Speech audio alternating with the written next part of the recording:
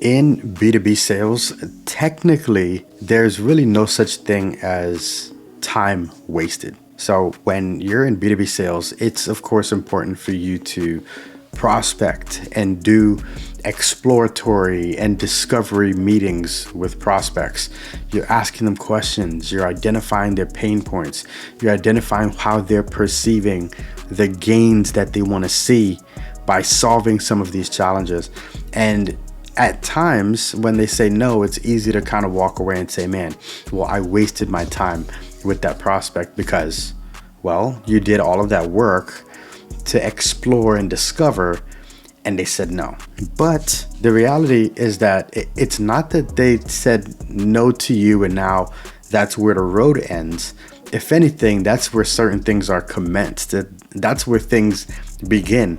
What they essentially did, if you were effectively discovering and going through the front end of this prospecting process, what effectively happened was, or essentially happened, was you learned their business. It's up to you now to lean into this thought process of, I like to call it the SWs. I learned this a while ago, and it is some will, some won't, some wait, so what? Who's next?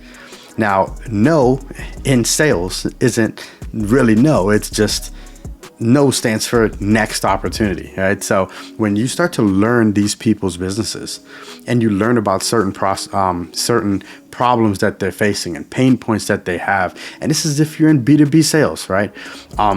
It's up to you to find other prospects that share those challenges.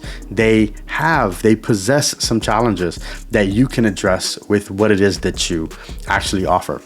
It is difficult if you are a sales professional, if you're in B2B, if you are not niching or finding a subject matter that you can really lean into. Sales typically, depending on what you're selling, it typically will be a little bit harder for you than others, because those who niche end up becoming specialists in that area. So it's easy to speak to certain subject matters. It's your ability to address certain issues on a call is improved when you niche.